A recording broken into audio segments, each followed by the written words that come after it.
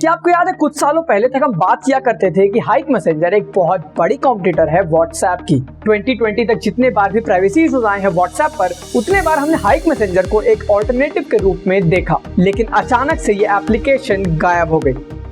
अब ऐसा भी नहीं था कि हाइक कस्टमर्स अक्वायर ही नहीं कर पाई हो, क्योंकि 2016 तक इनके पास 100 मिलियन कस्टमर्स हो चुके थे और इस कंपनी के पास फंडिंग की भी कमी नहीं थी, क्योंकि इनके फाउंडर थे कविन भारती मित्तल, जिनके पिता है सुनील भारती मित्तल, एयरटेल के फाउंडर। और हाइक इंडिया की 10th यूनिकॉर्न भी बन चुकी थी $1.4 बिलियन के वैल्यूएशन के साथ। मतलब ये कि ना तो एक कंपनी लैक ऑफ यूजर्स के कारण डूबी, ना ही लैक ऑफ फंडिंग के कारण डूबी। तो फिर क्या हुआ इस कंपनी के साथ कि इस कंपनी को पूरी तरह बंद करना पड़ गया? तो चलिए आज डिकोड करते हैं reasons behind failure of sticker chat app hike. इस वीडियो के स्टडी मटेरियल्स के लिंक्स मैंने डिस्क्रिप्शन में दे दिए हैं, आप डिटेल में पढ़ सकते हैं।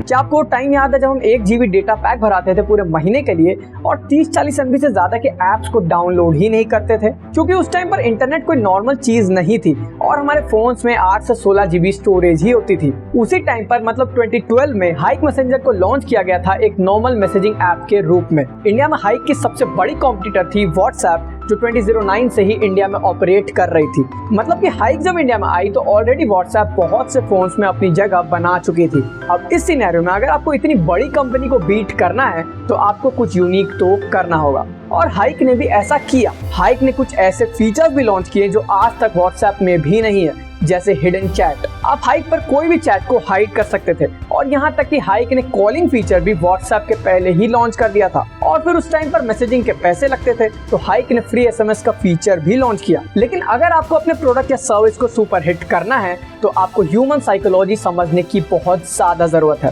और अगर आप टेक्नोलॉजी की दुनिया में देखें तो आप ये नोटिस कर सकते हैं कि आप हर एक ऐप को किसी एक स्पेसिफिक यूज के लिए ही यूज करते हैं। फॉर एग्जाम्पल, आप नेटफ्लिक्स पर मूवीज या सीरीज देखते हैं और स्पॉटिफाई पर आप म्यूजिक सुनते हैं। स्पॉटिफाई आपको वीडियो पॉडकास्ट की भी फीचर देती है, लेकिन वीडियो के लिए मैक्सिमम लोग यूट्यूब यूज करते हैं। फोटो पोस्टिंग के लिए इंस्टाग्राम यूज करते हैं और फीड स्क्रॉल करने के लिए फेसबुक, मैसेज करने के लिए व्हाट्सएप और पेमेंट करने के लिए पेटीएम, जबकि आप पेमेंट व्हाट्सएप पर भी कर सकते हैं। अब मान लीजिए पेटीएम किसी दिन मैसेजिंग फीचर लॉन्च कर दे व्हाट्सएप से कॉम्पीट करने के लिए, तो क्या वो फेल नहीं होगी?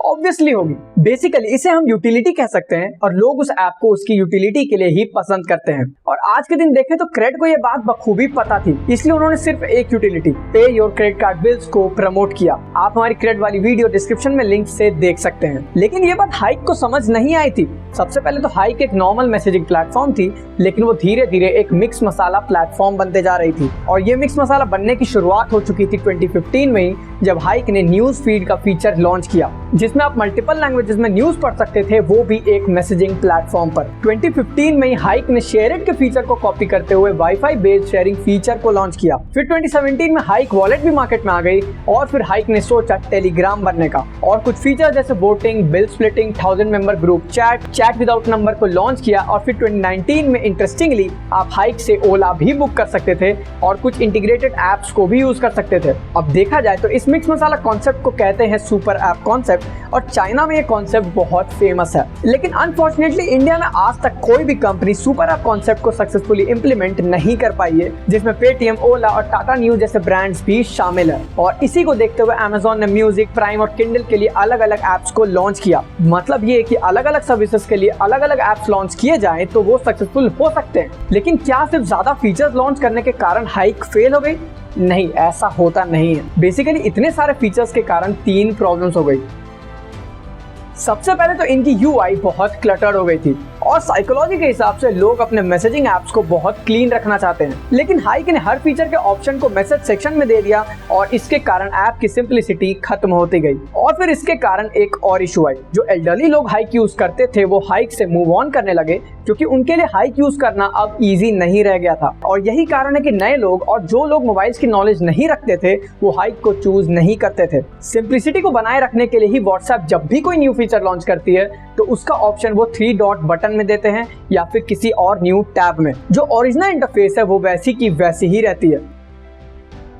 दूसरी प्रॉब्लम ये थी कि हाइक हर 3 महीने में एक नई फीचर को लॉन्च कर देती थी, और सिंपली कहूँ तो हाइक अपने समय से बहुत आगे चल रही थी। लेकिन लोग इतने एडवांस थे नहीं, वो एक फीचर से यूज टू होते नहीं थे और हाइक एक और फीचर ऐड कर देती थी। अब इस सिचुएशन में लोग ओवरवेल्म फील करने लगे। और इधर व्हाट्सएप से कंपेयर करें तो व्हाट्सएप एक साल में मुश्किल से 1 या 2 फीचर लॉन्च करती थी, वो भी अपग्रेड्स वाले फीचर होते थे। और थर्ड प्रॉब्लम ये थी कि उनकी एप्लीकेशन 2014 में ही 70 से 80 MB तक पहुंच गई थी।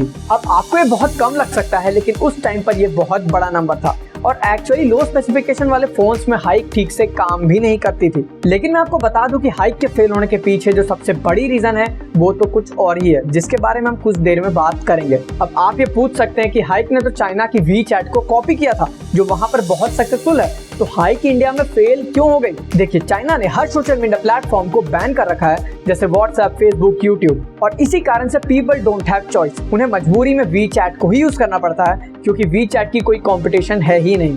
अगर हम इनके एक और कॉम्पिटिटर की बात करें तो वो है टेलीग्राम, जो भी एक मैसेजिंग प्लेटफॉर्म ही है। तो वो सक्सेसफुल कैसे है? हमने थोड़ी देर पहले यूटिलिटी की बात करी थी और आप ये क्लियरली देख सकते हैं कि टेलीग्राम की यूटिलिटी बिल्कुल डिफरेंट है, क्योंकि टेलीग्राम को mainly large groups and channels के लिए यूज किया जाता है और इसी कारण से सोशल मीडिया इन्फ्लुएंसर्स के बीच में टेलीग्राम ऐप बहुत पॉपुलर है। और फिर टेलीग्राम को उनके AI बॉट्स के लिए भी जाना जाता है। साथ ही साथ हाइक ने फेसबुक पर भी बहुत एलिगेशंस लगाई है कि वो हाइक को अपने प्लेटफॉर्म पर प्रमोट नहीं करने देते हैं। उन्होंने हाइक को लिटरली बैन करके रखा था और ये बात उन्होंने ओपनली कंफर्म भी करी थी, जो कि कंपटीशन कमीशन के रूल्स के बिल्कुल खिलाफ है। लेकिन उस टाइम पर ये डिपार्टमेंट उतनी एक्टिव थी नहीं, तो कुछ हुआ नहीं। लेकिन जब आप कोई बिजनेस स्टार्ट करते हैं तो आपकी कुछ कंसर्न्स होती है, जिसमें सबसे बड़ी कंसर्न होती है कि आप कमाएंगे कैसे, प्रॉफिट्स कैसे बनेंगे। लेकिन हाइक शायद इसके बारे में सोचना भूल ही गई, क्योंकि जिस इंडस्ट्री में वो एंटर कर रहे थे उसमें कोई भी रेवेन्यू मॉडल एस्टैब्लिश थी ही नहीं। आज के दिन व्हाट्सएप बिजनेस API के थ्रू रेवेन्यू तो जनरेट करती है, लेकिन उस टाइम पर ना तो व्हाट्सएप किसी यूजर से चार्ज करती थी,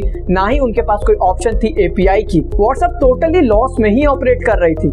लेकिन क्यों? ऐसा इसलिए क्योंकि फेसबुक ऑलरेडी अपने 2 ऐप्स फेसबुक और इंस्टाग्राम से अच्छी खासी रेवेन्यू बनाती थी और इन्होंने व्हाट्सएप को अक्वायर 3 रीजन से किया था। पहले तो ये नहीं चाहते थे कि कोई और कंपनी व्हाट्सएप को अक्वायर कर ले, क्योंकि फेसबुक एक मोनोपोली क्रिएट करना चाहती थी, और दूसरा ये कि फेसबुक को व्हाट्सएप यूजर्स का डेटा भी मिल जाता। और फिर कुछ कंट्रीज में जहां इंटरनेट कनेक्टिविटी उतनी अच्छी नहीं है, वहां वो व्हाट्सएप को लॉन्च कर सकते थे। मतलब कि ओवरऑल फेसबुक के लिए व्हाट्सएप को मोनेटाइज करना उतना भी जरूरी नहीं था। और इसी तरह टेलीग्राम भी बिना रेवेन्यू के चल रही थी, क्योंकि टेलीग्राम को डोनेशन और फंडिंग के थ्रू चलाया जा रहा था। मतलब ये कि हाइक 2 ऐसे कंपनी से कॉम्पीट कर रही थी जिन्हें रेवेन्यू से कोई लेना देना ही नहीं था, और उन्हें लॉस भी होगा तो उन्हें कोई फर्क नहीं पड़ेगा। अब इस सिचुएशन में हाइक की मुश्किलें और बढ़ गई, क्योंकि हाइक को तो रेवेन्यू जनरेट करना बहुत जरूरी था। क्योंकि 2016 में जिस कंपनी को $1.4 बिलियन का वैल्यूएशन दिया गया था, उसकी रेवेन्यू थी ओनली 34 करोड़, जिसमें भी उन्हें 200 करोड़ से ज्यादा का लॉस हो रहा था। और फिर हाइक ने हमेशा से ही 15 से 21 की एज ग्रुप को टारगेट किया था, इसलिए उनका यूजर बेस उतना बड़ा नहीं था कि वो यूजर्स के डेटा को मोनेटाइज कर पाए। अब रेवेन्यू बढ़ाने के लिए हाइक को एक मैसेजिंग प्लेटफॉर्म पर न्यूज, ओला और एप्स वाली फीचर्स को लॉन्च करना पड़ा, जहां वो एड चला सके। लेकिन इसके कारण रेवेन्यू तो बढ़ी नहीं, बल्कि उनके यूजर्स ही कम होने लगे। और फिर 2021 में हाइक को हमेशा के लिए बंद कर दिया गया। ओवरऑल देखें तो हाइक की सबसे बड़ी प्रॉब्लम तो रेवेन्यू मॉडल ही थी, क्योंकि अगर इनके पास कोई रेवेन्यू मॉडल होती तो ये यूजलेस फीचर्स को लॉन्च नहीं करते और आज made in India hike WhatsApp की सबसे बड़ी कॉम्पिटिटर हो सकती थी। और वैसे तो आज गूगल, मेटा और माइक्रोसॉफ्ट जैसे जायंट्स के साथ कॉम्पीट करना नियर टू इम्पॉसिबल हो चुका है, क्योंकि सारी कंपनीज किसी न किसी तरह से अपने कॉम्पिटिटर्स को खत्म कर ही देती है। आप हमें कमेंट्स में बताइए कि क्या इंडिया कभी इन वेस्टर्न जायंट से कॉम्पीट कर पाएगी, या फिर ये हमेशा मोनोपोली को बना के रखेंगे। अगर वीडियो पसंद आई हो तो चैनल को सब्सक्राइब जरूर कर दीजिएगा और वीडियो को लाइक भी कर दीजिएगा। मिलते हैं अगले वीडियो में। जय हिंद, जय भारत।